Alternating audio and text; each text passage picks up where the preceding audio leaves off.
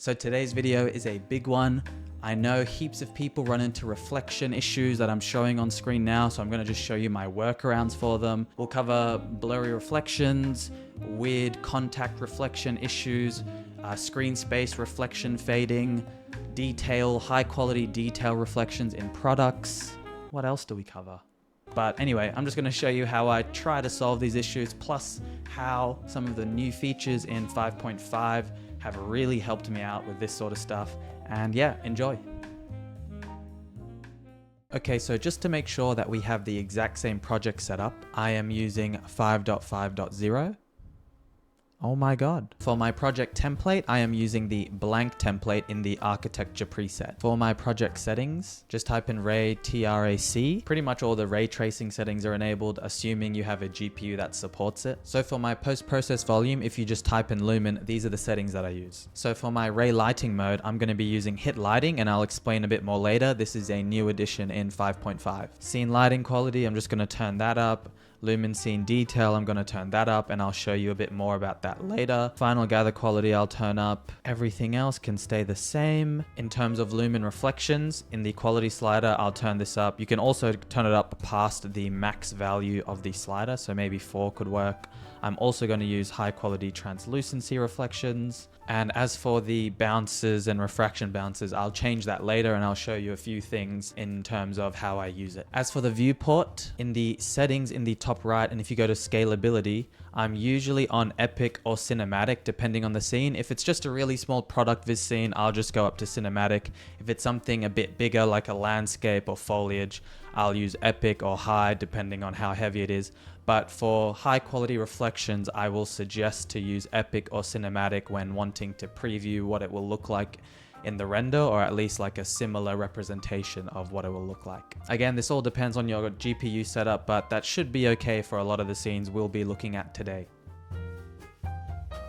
So Epic has stated that in their latest 5.5 release that they have drastically improved the hardware ray tracing quality of the reflections and GI in Lumen. By the way, that is global illumination, so like light bouncing and stuff. The big one mainly being the denoising algorithm or whatever they use for their reflections. Kind of like how I said in the intro, a big issue with metallic surfaces in Unreal for a long time has been really noisy reflections, especially when you have lower roughness values from like 0.2 to 0.4, I would say, are like the main troubled areas. They've also said that they've made big improvements to the denoiser in the path tracer. So hopefully that means less samples, or at least less splotchy denoising when rendering at a certain amount of samples, and then that way you can get things out faster if they have a better denoiser. So I'm going to be testing out these two things, showing you a side-by-side comparison, and also how I sort of attack certain issues, or what are my workarounds when having issues with certain types of scenes that involve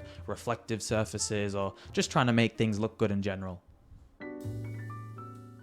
So now I'm here in DaVinci Resolve, and as you can see, I've done a bunch of tests at different roughness values, different sample settings, as well as the path tracer sample settings. Now this is the exact same scene in version 5.4 and 5.5. I've got the exact same light, I've got the exact same material values, and the exact same materials and textures being used in this scene, and obviously the exact same models. So as you can see here, 5.4 on the left, 5.5 on the right, and I've got a metallic material on this table and the back metal panels, or the back wall panels, at a roughness of 0.2 and the color value as a pure white. Now the main thing you'll actually notice is there's definitely a lot more noise in this region behind the table. As you can see here, if I maybe zoom in like this, there's still some noise here in the 5.5 version, don't get me wrong, but it is, I would say, less noticeable. And I think that is because in 5.4 you could only have hit lighting for reflections,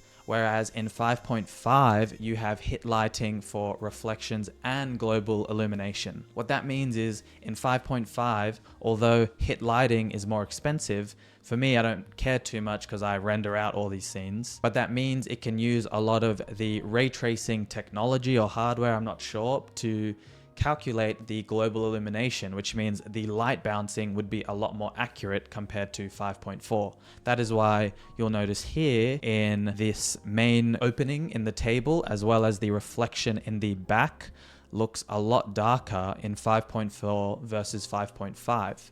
Now, the reason I know it's better is because when I compare the Lumen 5.5 to a path traced 5.5 version, so I know I'm saying 5.5 a lot, but when I compare the Lumen scene to the path trace scene, they look a lot more similar, specifically in the GI bounces compared to when I was comparing the 5.4 to the path traced version. Also, quick note, if you're wondering what this ST equals on/off means, I'll explain that in the next scene because it'll be a lot more prominent there, and it is a really important thing, so stick around. Now, speaking of path tracer, let me show you some of the path tracing comparisons. So this is a path trace scene with a roughness of 0.2, so the same as the Lumen scene, and I've got 128 samples per pixel, and it took 14 minutes to render. And you can see there is definitely some noise, but it's not too bad.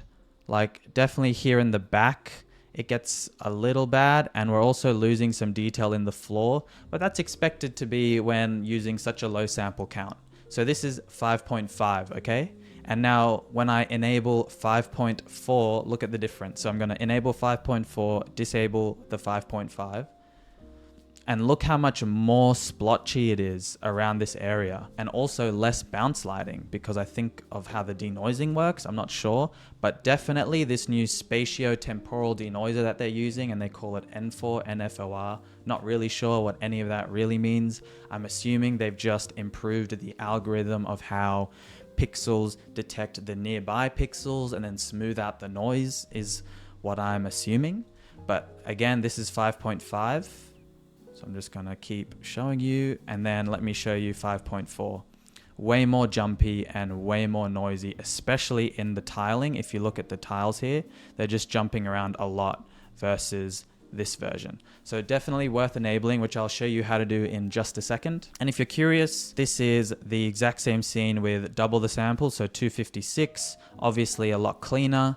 And then here, 5.4, still very jumpy at 256 samples. So that's where I noticed like the most difference, I would say. And then I also did a 1024 samples per pixel where it looks a lot cleaner. You can especially tell in the tiling on the floors. Obviously this render took more than double the time of 256, but definitely looks a lot cleaner, and there's a lot less noise in the metals. But again, it's not completely gone, but definitely a lot cleaner. So now I'm just in the scene here in 5.5, and I just want to show you how to enable the new spatio-temporal denoiser. So if you just go up to edit and plugins and then just type in denoise, you'll see there's this N4 denoiser. You might have optics denoise or open image, one of these other ones enabled by default. What I would do is just deselect it and then select N4 and then restart your engine. Now I had to use movie render graph for this to work. It wasn't really working in my post-process volume settings. So if I type path tracing, like I have denoiser enabled and all of that, but it wasn't really working. So what I did was make a movie render graph. And in my path traced render settings, what you want to select is temporal, which is the new one. So by default, it'll be on spatial. So you just want to select temporal, and that's pretty much all you got to do. Now, one last thing I will say is a setting that did help for me is, as you can see here, I've used 32 temporal samples on these renders. And on some of the other ones I was showing you, I was using 16 temporal samples. I actually did notice a reduction in noise when going up to 32 samples. So maybe try out, if you do have a scene that has a lot of metallic materials in it, try 32 if 16 is still showing a lot of noise for you in the reflections. Now this next reflection issue, I'm sure a lot of you have, which is where you have this weird banding or like screen space reflection problem in your objects, especially when there's multiple metallic objects near each other or making contact. This was a big problem I faced when I was in this scene, which is a collab tutorial I made with Ross Mason, and I also made a video on it about product motion or animation and having smooth motion. I just said motion like 30 times.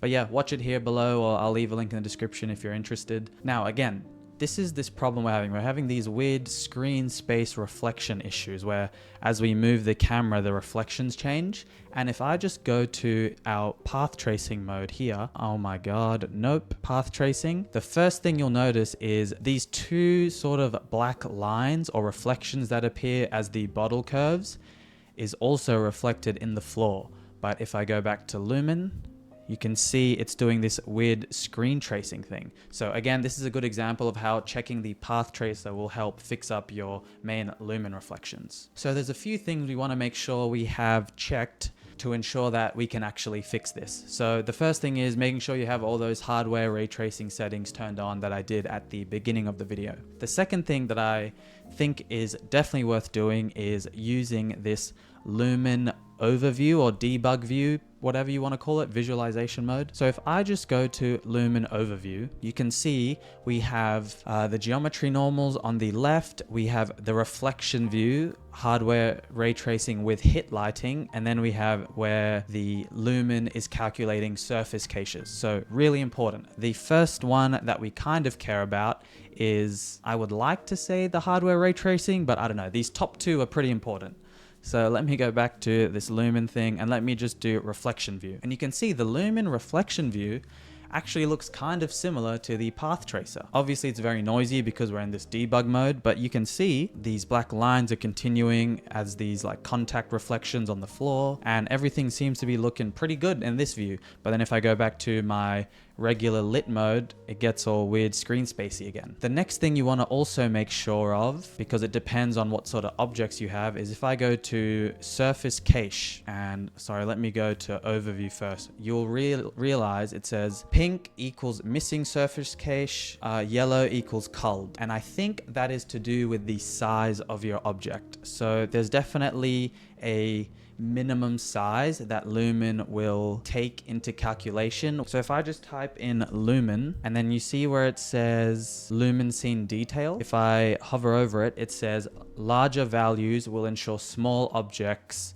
are represented, but increase GPU cost. So if I put this down all the way to like 0.1, you'll see we're missing it because it is below the threshold. And as I increase it, it'll start slowly entering the threshold. So this is definitely something you want to be aware of. And for some reason, the whole bottle lid is also being culled. I honestly don't know why, but it didn't really affect this animation, so I didn't really bother. But let me know in the comments if you know how to kind of fix that. So once you've checked those few things, there is literally one checkbox that you can then change and it will fix up your reflections pretty much. So if I just type in reflections, and you'll see there's this screen traces checkbox. What I'll do is if I uncheck this, we are now pretty much using the hardware ray trace reflections only and not blending that in with the screen space reflections. Obviously with this type of scene, really small compared to a lot of other scenes, there's not much going on, so I can just turn it off, and now I'm pretty much using the hardware ray traced mode. So if I again go back to Lumen, where is it? Lit, Lumen, overview, it pretty much is referencing the hardware ray tracing reflections. And last thing on this scene, something else that really helps, you'll notice on this product, there's quite a lot of subtle imperfections and detail grunge maps on this bottle. Definitely use those to your advantage because that helps reduce the noise on blurry reflections a lot, I've found. Even if I add a really subtle normal map to a surface, it really helps break up those blurry reflections, because as you can see here, I've got a lot of low to medium roughness metals going on, and it's honestly not that noisy. And this is just in the viewport, and in the render they looked pretty decent. If I zoom in on a few places, you can definitely tell that there's noise, but generally quite clean. So use some reflection maps, turn off screen traces and see if that helps. And let's move on to the next problem. Now, another issue that happens with screen space reflections that has annoyed me for the longest time, surely you guys have ran into this because I've uploaded things with the bug present, and I'll show you right here. Can you see, like I'm looking at it on my monitor, how as the cans approach the edge of the frame or the camera frustum, the lights and shadows change. It's almost like it's a new surface is appearing, or like a reflection is fading in and out. Well, that is due to screen space reflection because the camera frustum is literally the screen space. Camera frustum, by the way, is what the camera sees, like the aspect ratio box thing that you see in the viewport. That is the camera frustum. So as things are, or objects are exiting out of the frame and entering into the frame, Unreal is deciding, oh hey, it's in the frame now. It is important. Let's calculate more accurate reflections versus when it's out of the frame. So that's why as it's exiting, you'll see reflections can change a bit because I'm assuming like less high accuracy calculation is going on, and also for optimization purposes. I'm really just speaking things, you know? Anyway, so what would be ideal is if we could tell Unreal, hey, could you like look a little further outside the camera just so we can also grab that information and reflect it or use it for the reflections on what's inside the camera frame? Well, luckily it is now finally here. So in 5.5, by the way, I think this was a feature in previous versions, but it's now a lot easier to enable and set up, and it's quicker, I think. In 5.5, there is now a new feature called overscan. And pretty much what it means is whatever your camera frame sees, you can now tell Unreal or tell the camera to have an overscan amount, almost like a bleed amount when printing or like an InDesign. That's a good analogy. So you can tell Unreal, hey, outside of this camera frame, can you add an extra like 50% padding and use that for the reflections? And then that way you'll have accurate reflections and not this weird fading in and out. And that setting, all you gotta do is click on your camera, type in overscan in the details panel, and you now have these overscan settings in your camera. I actually like to apply it somewhere else during the rendering pipeline, and I'll show you that in just a second. But first, let me show you if it actually works. So here's the default setup. As you can see, the light and reflections are fading as it gets to the edge of the frame, and then fading to darker values as it enters the frame on the left, and then it fades to lighter values as it exits the frame. Now here's the exact same shot with the overscan value at 0.2. Now, what does 0.2 mean? Say your output resolution is 2000 by 2000 and you set your overscan amount to 0.5. That'll render out or calculate an image that's actually 3000 by 3000, and then you can just crop in. That's only if you render out, by the way, caveat, that's only if you render out as a JPEG, but if you render out as an EXR, I don't think you have to worry about cropping in. So obviously this will increase render times by a bit, but if you're rendering out with Lumen, it's honestly not that bad. I'm moving my hands a lot and I don't even know if it's in frame. So, like I showed you with this shot here, 0.2 seemed to pretty much fix the issue. There's a slight bit of fading here on the top of the can, so I probably could have gone to like 0.3, 0.4. And you can see if I actually check the scale on this clip, it is at 1.2 because I set the overscan to 0.2. So I just added on to the zoom in at the end. So if I reset it back to the regular default size, this is actually the frame that the movie render queue exports. And if I look at the file size here, it's like this weird 1296 by 2304, but my comp view is actually 1080 by 1920. So if I go to this clip here, you can see 1080 by 1920. This clip, extra pixels, 20% extra pixels. And then all you got to do is once you've once you've brought it into your timeline, just add the 0.2 into the zoom, so 1.2 total. And now you have the exact same framing as you did before, but without the weird reflection fading. Now, what if you wanted to zoom in on one of these cans and actually get like a nice detail shot on one of them? A shot like this perhaps. As you can see, that weird screen fading, screen space reflection issue is happening. I feel weird. It's not really an issue. It's just how screen space reflection works. This is with 0 overscan. This is with 0.2 overscan. Still some fading, as you can see, as it approaches that edge of the frame. And this is with 0.5 overscan, and that pretty much fixes it completely. Don't worry, I do see these reflection bugs. I will get to that in 1 second. So 0.5 happened to fix it. As you can see, I had to increase it by 50%. So I've zoomed it in 1.5 versus the initial 1. So 1, 1.2, 1.5 on these 3 clips. Now, How I like to use it when rendering is once you have your sequence set up and everything and you go to the movie render queue and say you have your render config set up, if you go to the plus button in the settings and then camera, you now have an overscan percentage override amount. So then you just check that on and then enter whatever you want. And if you hover over this, this gives you some extra details on how it works. So this is where it shows you, hey, with JPEGs, it'll just render out and add those extra pixels in. In an EXR file, it will not. So it should be fine. And it shows you how it does the math and all of that. Now, the next thing, those weird reflection bugs I was getting. All I had to do, funnily enough, shout out to the previous issue, is when I just turned screen traces off, I now had proper accurate reflections. And if I go to my Unreal shot, you can see if I hit play and I turn screen reflections on, I get that weird glitch for the screen traces. Sorry, not screen reflections, screen traces. If I turn screen traces off, that now cleans up all of those reflections. And then what you can do is now play with the reflection bounces, which I said I would talk about. You can play with these bounces and kind of almost art direct the reflection look that you want. So 1, 2, 3, 4. I think I like a 2 or 3, even though if 4 is more accurate. I think just visually, I like how the 2 looks with a bit of contrast in the reflection. So play around with overscan and also play around with your screen traces if you are having issues. Now, I know I've spoken a lot about a bunch of issues. I have one more, which is easily the most weird, confusing one that I've never really encountered until I was doing like really close up detailed product shots on this one object. So I'm just going to show you that right now and then we should be done.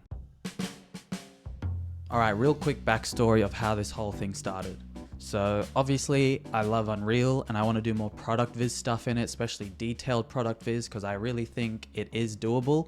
It's not quite at the level of, you know, your classic DCC renderers, Corona, Redshift, Octane, V-Ray, blah, blah, blah. Blender. Shout out Blender, I want to learn it. But I do think it's very capable.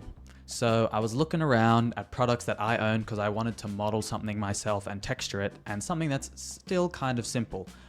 So I have this guy, this like Comme des Garçons Wonderwood fragrance. By the way, so worth it, definitely buy it.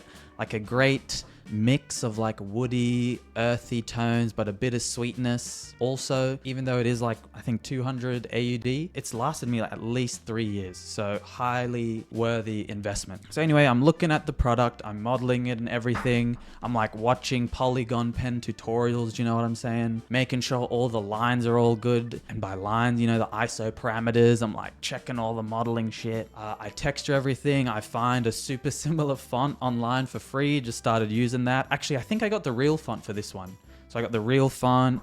I took a picture of the back and like used it as a texture. Actually, does that mean because I've modeled and textured everything myself, I can now sell this scene? Should I sell it? Anyway, so I got the model already. I've textured it, everything.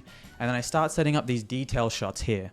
And let me know, can you see something that's like a bit off with this? And again, I've modeled everything like super well. There's no weird stuff going on, and you can kind of see, especially in this curved area, there's like this weird sort of banding or like triangulation, almost like there's something wrong with the normals of the product. But I triple checked everything. All the normals were fine. The smoothing groups are all good. I checked my mesh settings. You can see I'm using full precision UVs, high precision tangent normals, blah, blah, blah. I'm importing my normals and tangents. I'm not letting Unreal generate it. I'm using 10-bit normals. So everything on my end was fine. And then I'm like, oh wait, I'm so stupid. Let me quickly check the path tracer and then I'll know. Lo and behold, I checked the path tracer. Everything looks perfectly smooth.